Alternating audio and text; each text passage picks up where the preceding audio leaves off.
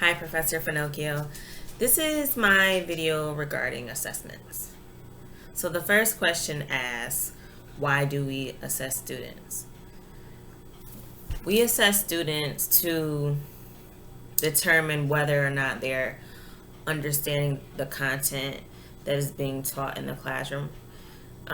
We assess them to see if the instructional practices that we're using are working.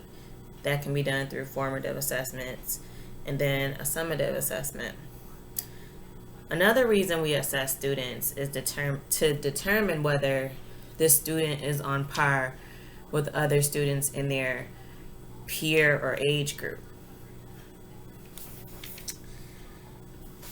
Also, we're using assessments as a tool to monitor reading levels, writing levels, comprehension skills. And these are forms of data. And this data is evidence that we can use to make a recommendation. Well, this student needs a response to intervention. They need help in this area and so forth. How do we assess students with special needs?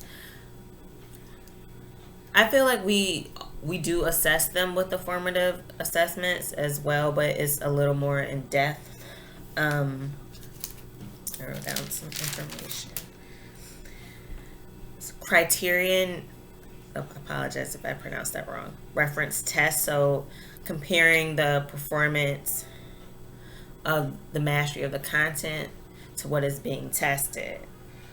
Also, norm reference test, which compares the performance of students in that age group or same grade. Another one is active process assessment. So this is interviewing with the student to determine how they came up with their answer for a certain problem or question. And I wonder if that's limited in social studies, because typically assessments in social studies are either multiple choice or short based or constructed response question. With CRQs, I know we require students to use evidence, but how would you do that on a multiple choice question where, they're going to say, well, I remembered it. Well, we don't really have that concrete evidence to show where they got that information from.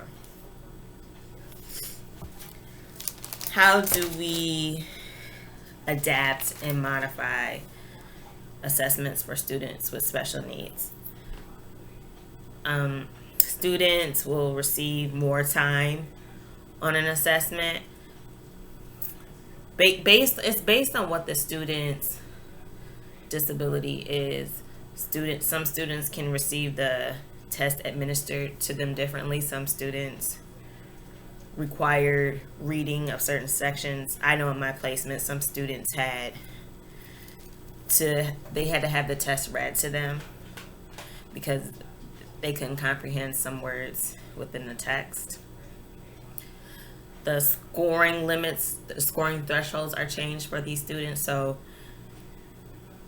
I believe on Regents exams, correct me if I'm wrong, 55 is passing for students with special needs as opposed to 65 in the general education classroom. And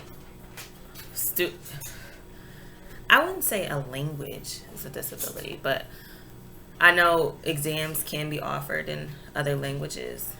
We had a Spanish speaking student in our U.S. repeater class, and so that exam would be administered to her in Spanish. That's not a disability, but that's an example of an interpretation. So the information that assessments can provide, I want to start with those observations. So when you're scanning around the room and you're looking at students doing the work, You're noticing the different strategies students are using to come up with an answer or find an answer. For example, in math, 25 plus 50. Well, how did you come up with that? You're looking to see on their paper what they're doing to come up with that answer. And if you see a student come up with the wrong answer, you're observing and you're noting what they did wrong. In diagnostic observations,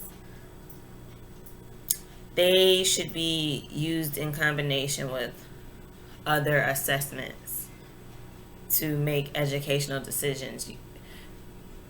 Observation shouldn't just be solely relied on to recommend a student to receive special education services. You need more evidence to support this professional opinion. Progress monitoring. So I think this is probably a weekly or monthly check to see where students are in the classroom to determine whether they're understanding the content, whether the instructional strategies are working for them in the classroom.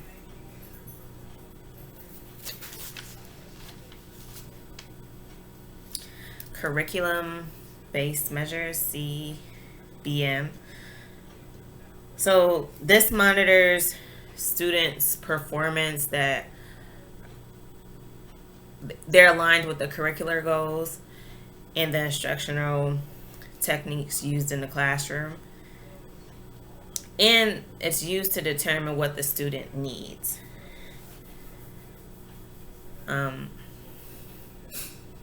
I would say that if you have the objectives for social studies for a particular unit on World War I, and then you have an exam or a quiz for a student on World War I, and you're aligning them and then aligning that student's performance on it to see, okay, this student may need extra assistance in reading or writing. Those two go in tandem, but they might need more help in one area than another. And I wanted to go back to progress monitoring. Progress monitoring, it can be formative or summative assessment, and you should be using, you would think one is using formative assessments throughout every lesson. And this is to monitor students' progress. Are they understanding the lesson? Are these concepts that we're building upon during each lesson in each unit, is it clicking for the student? Should I change this during my instruction?